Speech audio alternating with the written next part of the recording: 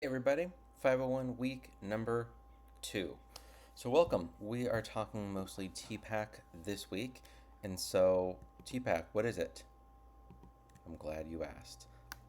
There's a whole bunch of resources for you, not so much on the week 2 page itself, but actually on the assignment. If you click on the Google Doc um, TPAC diagram where you're making a TPAC diagram, it's more than just a clever name.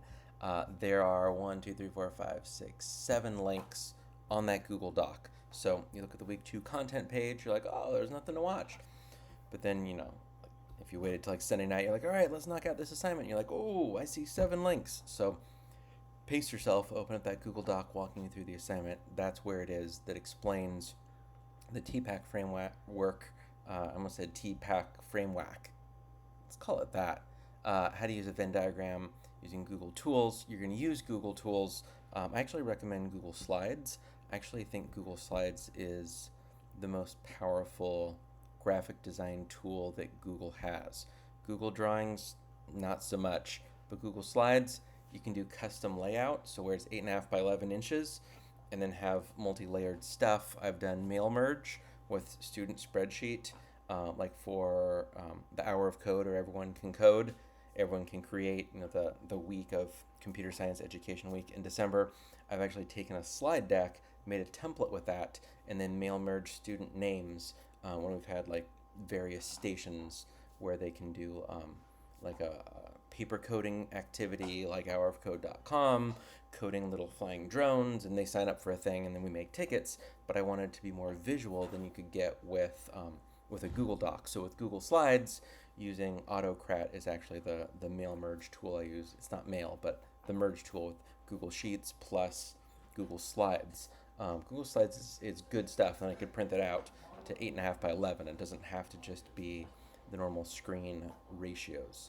You could even I saw a teacher that used Google Slides to be the pixels of his phone and then had his schedule in. So then his lock screen was his schedule, because he's always like, what am I teaching next? Life of a middle school or high school teacher, right? Um, so anyway, so all that to say, Google Slides is a good solution for a Venn diagram for TPAC. So I'm going to give you my own kind of take around TPAC. So it's an acronym. Teachers love acronym.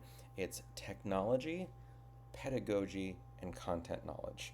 So the technology, I think, is kind of an obvious part. It's the actual tool we're using. So in this case, we're doing a lot of Google tools.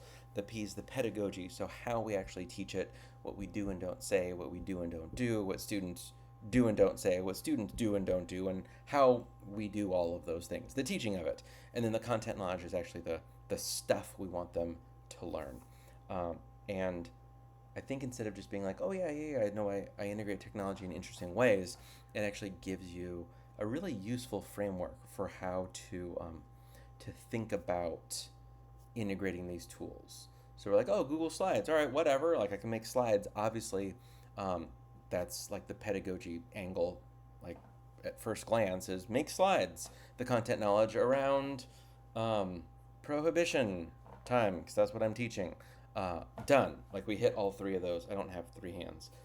We hit all of those in the middle, but it's seeing like how how they interact, and it's also a great reminder, I think, that it's not just about the tool. It's never about the tool. It's always how you can use that tool. Um, I think one of the things we do to welcome new faculty is like, what's your superpower?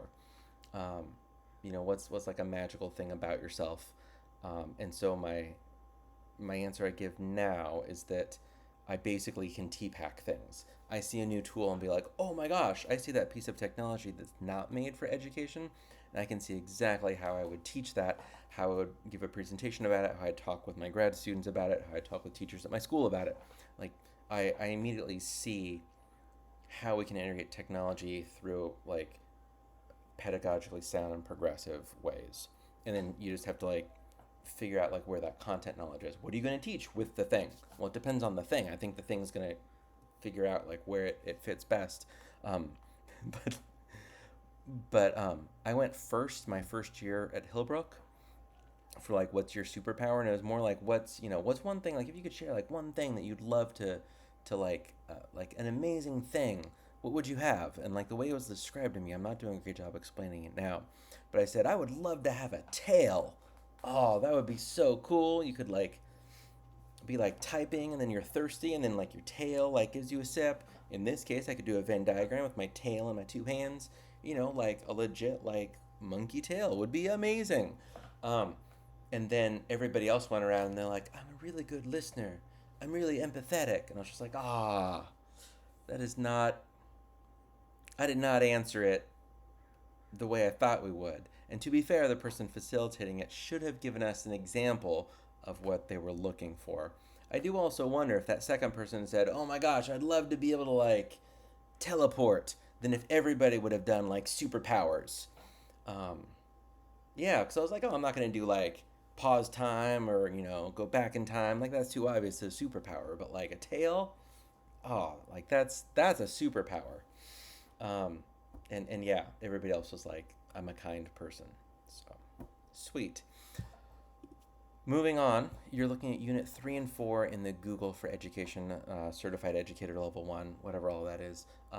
Unit 3 looks at a paperless classroom or a mostly paperless classroom um, using like Google Drive, how you can make a copy for each student using Google Forms to basically as quizzes. We'll get to that a little bit later, which is the whole idea that you can push and pull stuff in Google Drive and you don't really need to print stuff much anymore. That's the angle of it. Unit 4 is all about communicating efficiently and effectively. Obviously, Gmail is top of that list. Google Chat, Google Groups, how you can share work in the community.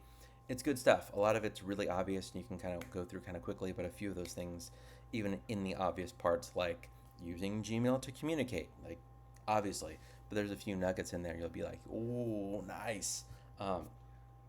Again, if we fast forward to the end of the course, you're responsible for all of these. You're going to take the Google Certified Educator Level 1 exam through Google for Education. That's the last thing you're doing in this course. And you want to make sure you're going through these videos and pacing yourself. And then we're also trying to align kind of the units in the Google Education stuff with what is happening in the class. You're continuing your reading from Holly and Tanya's book. If you've not said hello to them on social media, you should do that. Be like, your book's sweet. They're not like world famous authors that like are on the Tonight Show. Just reach out and say, hey, I like the book, or I have a question about some of the book. It's a good book. They're good people, and hopefully you're enjoying that book so far. Your discussion board is focused on TPAC. No surprise there. And what else? Is that it for the week? That is. Yeah. So if you have questions, reach out.